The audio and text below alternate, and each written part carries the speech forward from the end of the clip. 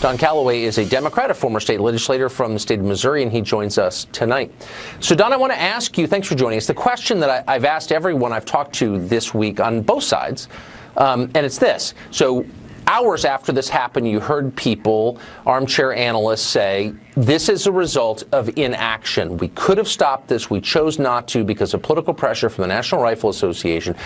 But we need to summon the political will to prevent this. So this question is really simple. What should we have done to prevent this massacre, the one we saw in Vegas, the biggest in 100 years? What should we have done? I'll tell you exactly what this guy wants, but he'll never say it. But this is what he wants. He wants a 30-round magazine ban. He wants a ban on guns in general, and he wants a cap on guns if he can't get that. It's pointless to ban 30-round magazines if they're available in the black market. It's pointless to ban freaking guns if they're available in the black market. Also, you can't track guns if they get it illegally off the black market, so tracking guns doesn't work either. Banning freaking 30-round magazines and banning gun parts and banning guns in general and banning the amount of guns you could own, all that does is disarm the good guys. And also, the only people that'll keep the guns after the ban are the bad guys. So only the bad guys will have guns and the illegal parts.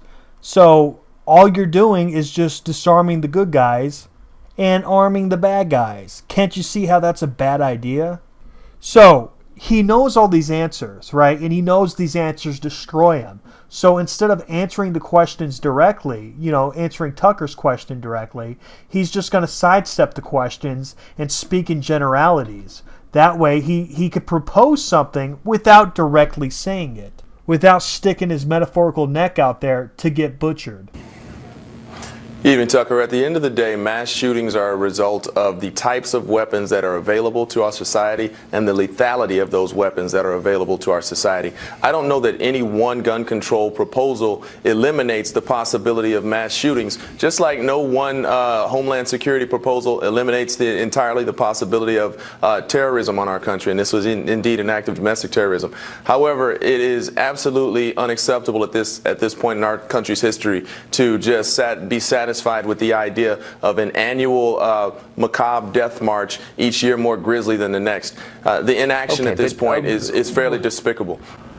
Okay, so you're getting right again to the question, but I'm searching for an answer. So you said so this is the result of inaction. And I don't want to speak in generalities. I want to speak in hard specifics. Right, what laws would have prevented what we saw on Sunday? Please. First of all, we need a serious consideration of limiting magazine sizes. We also need serious consideration about a federal standard which tracks the transfer of every weapon in this country, particularly those of the machine gun variety. What the hell? You're speaking out of ignorance. Machine guns are freaking already illegal. Unless you do a 7-month wait with the FBI and jump through all these loops for the government.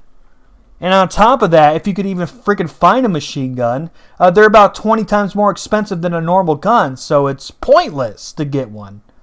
Oh, and tracking the amount of guns people have seems pointless to me because you can only shoot one gun at a time. The fact that they have multiple doesn't even matter.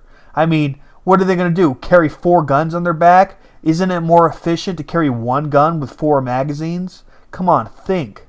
If this young man if this gentleman had Did you just call the world's worst mass shooter a gentleman? He's the furthest thing from. A federal standard which tracked the type of weapons he was amassing, he would have drawn some attention to himself long before he was able to amass the deadly arsenal that he did. This is a very reasonable proponent. You've got 2 suggestions. I'm not saying nothing about.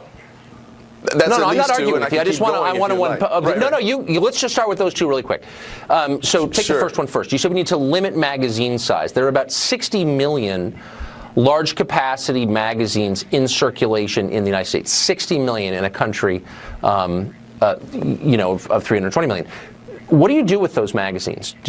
Should we take them away from people? No, I didn't say that whatsoever, but I do think that we should, at this point, limit the size that can be manufactured from now going forward. Okay, there's more freaking 30-round magazines in circulation than there are criminals. If a criminal wants one, they're going to get their hands on one. If you stop the manufacture of them now, you're ripping them out of the hands of future gun owners, and they won't be able to protect you from the bad guys who get them. 1986 gun law limited the manufacture of automatic weapons of a certain variety altogether, and the mass shootings as a result plummeted. The gun ban isn't why it went down. It went down because it was always going down, because gun sales increase every year. Statistics show the more guns that are in circulation, the safer the populace is. People pretend that mass shootings are on an uprise, but in fact they've been going down for quite some time. We've seen the Australian laws in which these military style. I'm sorry. We've seen the. No, it's not. What's funny is your total misstatement of fact. That didn't happen. Tucker, it's very difficult to make reasonable arguments when you keep interrupting me, man.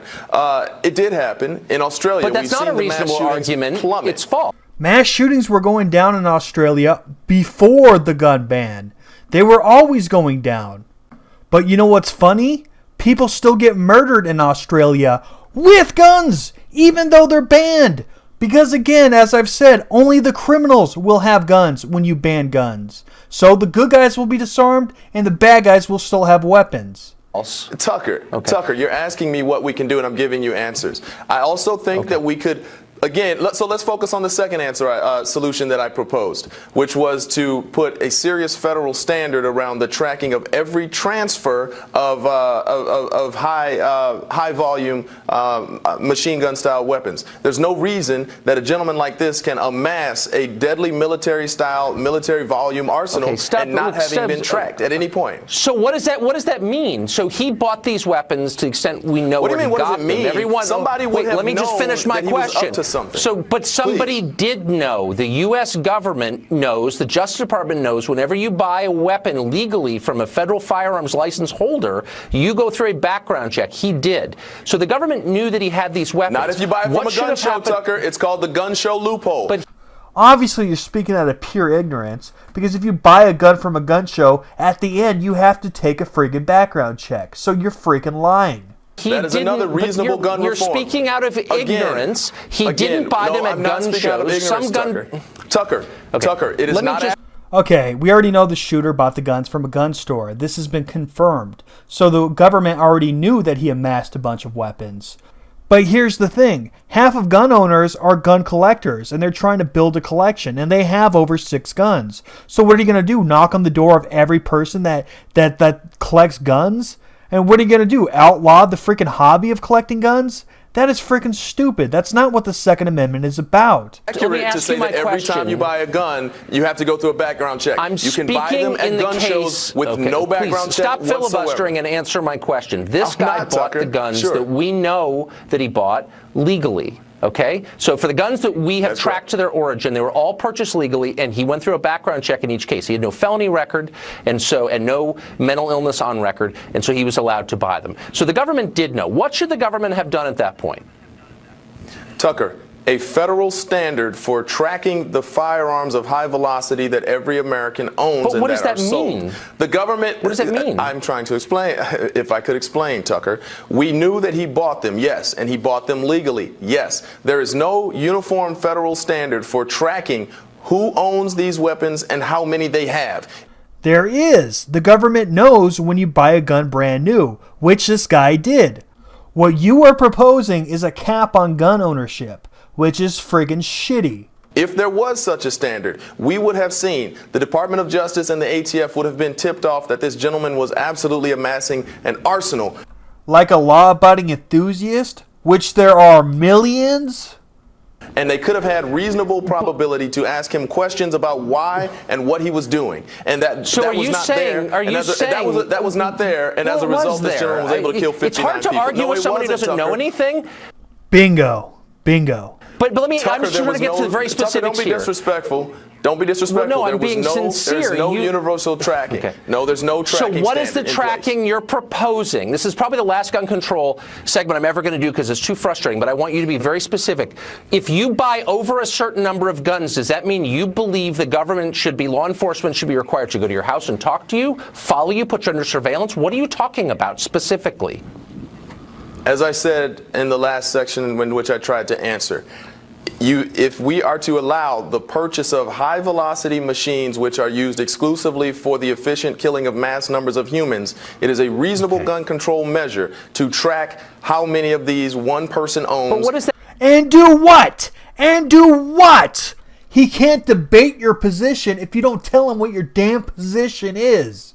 If your position is just to put a cap on how many guns you could own, then that's a stupid position because you could only shoot one gun at a time. All you need is one to do a mass shooting. So just making it so you can't own more than 6 is freaking stupid. All it does is ruin our freedoms to own firearms for no reason. Does that mean track? Does it mean put him under surveillance? What does it mean? What are you talking about? Tucker, the government knows how many cars I own. I have to register them. I have to report them. But what should they do about it? The government he already had background checks already. We can know how many you. But why do you own 56? Tucker, stop. This is just being. I think what he's proposing is that you just limit the amount of guns people could have. I mean, that's basically what you're doing if you're tracking how many they're buying and knocking on their door if they buy too many.